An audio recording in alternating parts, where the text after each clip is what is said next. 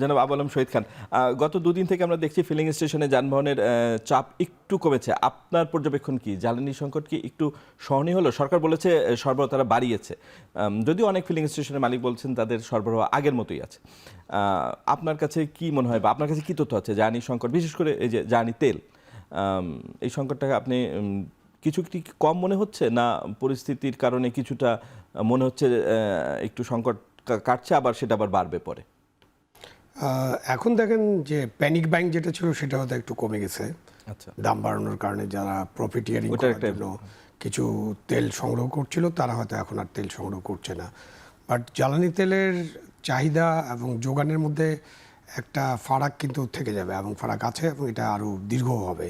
কারণ হচ্ছে যে আমরা জ্বালানি তেলের জন্য তো মূলত মিডল ইস্টের উপর নির্ভর করি, এবং আপনার মধ্যপ্রাচ্যে ইরানের যুদ্ধ, আমেরিকার যুদ্ধ, ইসরায়েলের সাথে এবং আরও 5টা দেশের সাথে যে যুদ্ধ অবস্থা চলছে, এবং এখন পর্যন্ত যেহেতু কোনো সেটেলমেন্টে পৌঁছিনি আমরা। আপনি একটু আগে বলছিলেন যে হরমুজ প্রণালী একদম বন্ধ, দুই দিক থেকে ইরান বন্ধ করে রেখেছে, আবার মার্কিনরা তারা ইরানের জাহাজকে বন্ধ করে দিয়েছে। তো সব মিলিয়ে জ্বালানি তেলের সরবরাহটা কিন্তু নর্মাল হওয়ার সম্ভাবনা আগামী কিছুদিনের মধ্যে আছে কিনা এটা একটু ভাবনার বিষয়। হয়তো আলাপ আলোচনার ভিত্তিতে একটা সমাধান হতে পারে। আজকেও প্রেসিডেন্ট ট্রাম্প এরকম বলেছেন যে তার কাছে একটা প্রস্তাব গিয়েছিল, উনি এটা নাকচ করেছেন, তারপরে নাকি তার কাছে আবার একটা প্রস্তাব গেছে। মাঝখানে তো তার উপরে একটা হামলার চেষ্টা হয়েছিল, এইটা নিয়ে আমেরিকান মিডিয়া খুব অস্থির ছিল গোটা দিন জুড়ে এবং রাত জুড়ে। তো এখন জ্বালানি তেলের লাইন একটু কম, এটা ঠিক, বাট সরবরাহ ঘাটতি আছে। ম্যানেজমেন্ট নিয়ে যে সমালোচনা ছিল, সরকার ব্যবস্থাপনা মানে কথা এবং কাজের যে গরমিল, মানে মজুদ স্বাভাবিক আছে কিন্তু মার্কেটে গিয়ে তেল পাওয়া যাচ্ছে না, সেই ব্যবস্থাপনায় কোনো পরিবর্তন দেখতে পাচ্ছেন? না, ব্যবস্থাপনা নিশ্চয়ই তারা কিছু পরিবর্তন করার চেষ্টা করছেন, সেটা তো আর দেখা যাবে না।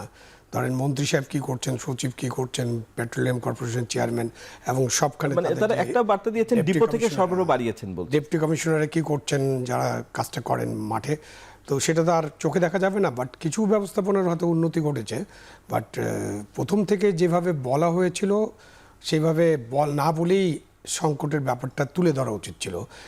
ব্যবস্থাপনা সংকটটা ওইখান থেকে তৈরি হয়েছে যে আমাদের তেলের কোনো অভাব নেই, তারপর আপনি হঠাৎ করে রেশনিং চালু করলেন। যেই মাত্র রেশনিং চালু করবেন কোনো জিনিসের, পৃথিবীর যে কোনো দেশে রেশনিং মানে হলো তখন আমার জনগণের কাছে একটা মেসেজ চলে গেল, বাই রেশনিং আসতেছে, আপনি তাড়াতাড়ি কিছু মজুত করেন। যেমন ভোজ্য তেলেরও কিন্তু একটা মজুদের তৎপরতা শুরু হয়েছে।